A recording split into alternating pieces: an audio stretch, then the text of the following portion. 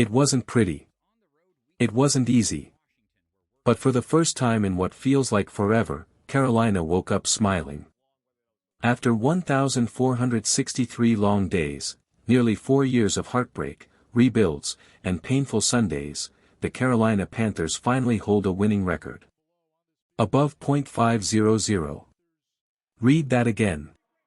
Above .500. This team has crawled through fire to get here.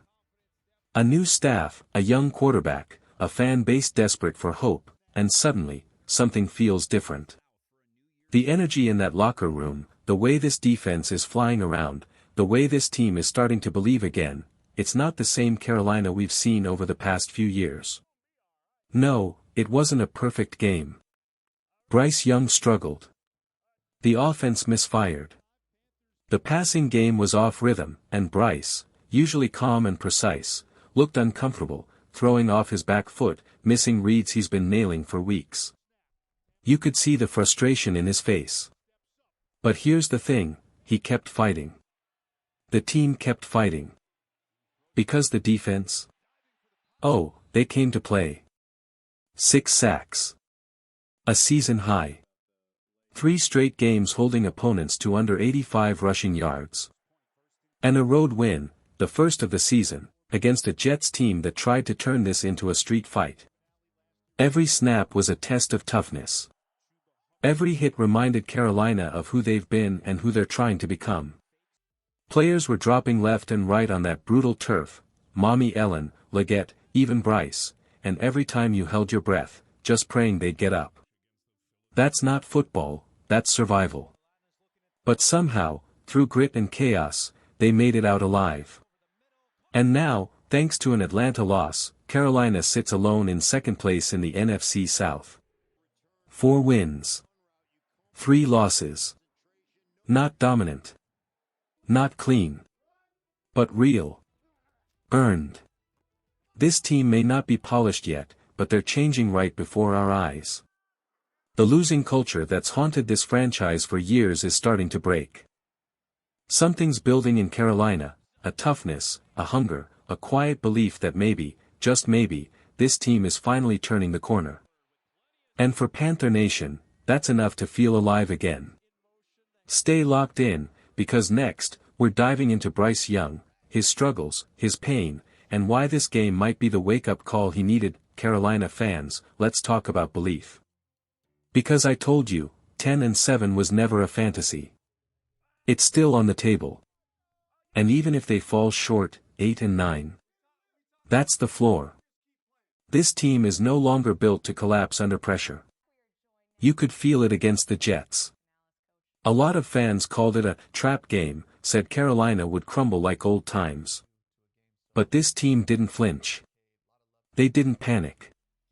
They found a way to finish, and one man, in particular, slammed that door shut. J.C. Horn. Every time he steps onto the field healthy, you remember exactly why this man was drafted to be the cornerstone of the defense. He's not just good. He's different. When J.C. is healthy, he plays cornerback like it's personal, like every throw in his direction is an insult. Against the Jets, they tested him twice. That's it. 2 throws his way. Both ended up in his hands. 2 interceptions, his first multi-pick game in the NFL, and a masterclass in discipline, instincts, and pure dominance. He now leads the team with 3 interceptions, matching his career high from 2022, and he's already sitting near the top of the league in picks. He's on pace for a 7-interception season, something that would put him among the NFL's elite. When you talk about shutdown corners, people throw around names like Sauce Gardner, Patrick Surtain, and Denzel Ward, but J.C. Horn, when healthy, belongs in that same breath. Maybe above it. Because he doesn't just lock receivers down, he erases them. But that's always been the issue, hasn't it? When healthy. We've seen flashes of his greatness before. Now, it's about keeping him on the field. Because when JC is right, this defense becomes suffocating.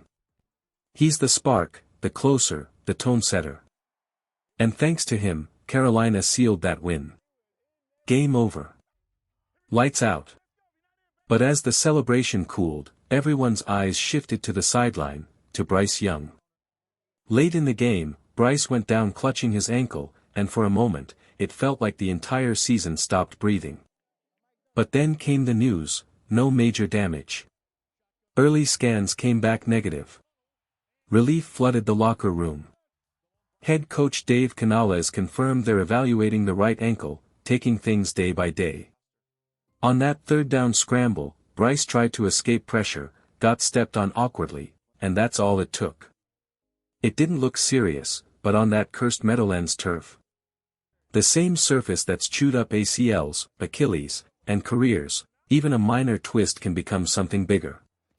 Honestly, on any other field, Carolina's own grass, for example, he probably walks away fine. But here's the takeaway, Bryce is tough. He wanted to keep playing. And the team believes he'll be back soon. Because this isn't the same fragile Panthers squad from the past. This team has grit now. They've got a defense anchored by J.C. Horn, and a quarterback who refuses to quit. And if both stay healthy, 10-7 doesn't sound crazy at all. Up next, let's break down Bryce Young's mindset, how he's evolving as a leader, and why this moment could define his entire season. Let's be honest, when Bryce Young went down, every Carolina fan held their breath. It wasn't the tackle. It wasn't the twist. It was the turf. That cursed Meadowlands field has a reputation for ruining seasons, and almost did it again. You could see it in Bryce's face when he got up limping. It wasn't pain. It was frustration. He knew where it happened. Every player does. That surface has ended too many careers to count, and the Panthers knew they'd escaped one by inches. Now, with Buffalo looming, the question is simple, will Bryce be ready? Because the Panthers team that just beat the Jets, that version. That team can't beat the Bills. Not with how they played. The offense stalled. The rhythm was gone. The energy felt flat. And while the defense kept fighting like they always do, even the toughest unit can't hold forever when Josh Allen and that Buffalo offense come swinging off a loss. Those boys are going to be angry. And angry teams are dangerous. But here's the thing, we've seen Carolina at their best. We've seen the team that dismantled Dallas. We've seen the team that went toe-to-toe with Miami. The team that outmuscled Atlanta, the same Falcons who beat the Bills. That Carolina team can walk into any stadium and fight toe-to-toe with anyone in the league. So the mission is clear, the Panthers have to rediscover that edge. The aggression. The confidence. The rhythm. The defense doesn't need fixing, they've been elite for nearly a month straight, giving up barely 85 yards a game on the ground and setting the tone every Sunday. They've been the heart and spine of this team. The offense? That's where the focus needs to shift. This week, it's about getting back to balance, spreading the ball, trusting Bryce's decision-making, and leaning on the ground game to wear Buffalo down. Every young team hits a wall. Progress isn't a straight line, sometimes it's 2 steps forward, 1 back. But that's still forward. Carolina's learning how to win, even when it's ugly. And that's what good teams do. But before moving on to next week, there's one image that sums up everything this team stands for right now, the Panther freeze frame of the day. J.C. Horn's one-handed interception. If you saw it live, you know exactly the moment I'm talking about. The ball looked uncatchable, floating away, almost out of reach. Then, out of nowhere, J.C. extended one arm like a panther striking from the shadows, snatching the football clean out of the air and rolling to the turf as the crowd gasped. It didn't even look real until the replay showed it in slow motion, the precision, the balance, the swagger. That was the play of the game. That was J.C. Horn announcing, "I'm back." Moments like that define a defense. Moments like that define a season. So now, Panther Nation, the question is yours, can Carolina find that same spark in Buffalo? Or will the Bills remind them what a real contender looks like? Either way, next Sunday's going to tell us everything. It felt good, really good, to see Jaylen Coker back on that field again. You could feel the energy shift the moment he lined up. His speed, his cuts, the way he fought for every yard, you could tell the man was ready. But still, something was off. Not with him physically, but with that connection between him and Bryce. That rhythm, that invisible timing that only comes from reps and trust, wasn't quite there yet. And that's okay. This was his first game back. Rust happens. Timing takes time. What mattered most is that he looked like himself again, explosive, confident, ready to become a difference maker for Carolina. But when you looked closer at the run game, the story got more complicated. Chuba Hubbard and Raheem Blackshear, they both ran hard, but the offense seemed stubborn about direction. Every time Chuba went left, you could see the struggle. That left side of the line just hasn't held up lately. Even back in the Miami game, the numbers told the story, over 120 rushing yards going right, only about 15 to the left. The path forward is obvious, trust the right side. That's where the push is.